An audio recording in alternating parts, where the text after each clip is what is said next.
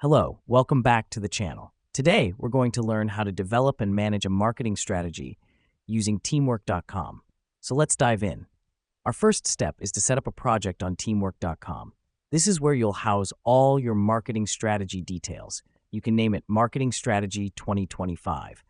The reason we do this is to have a dedicated space for all your strategy-related tasks, files, and discussions. Now that we've done that, it's time to create your strategy.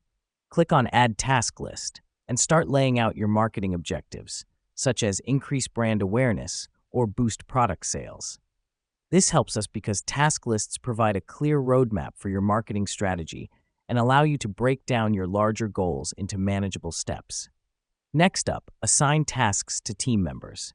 This is as simple as clicking on the task and selecting a team member from the drop-down list. This step is important because it ensures everyone knows their responsibilities and deadlines, fostering accountability and efficiency. Let me explain why this matters. Teamwork makes it easier to track progress, and everyone can see who is responsible for each task. This transparency avoids confusion and keeps your strategy on track. The final step is managing and adjusting your strategy. This involves regularly checking the progress of tasks, addressing any issues, and making necessary adjustments. The reason we do this is because marketing strategies are ever evolving.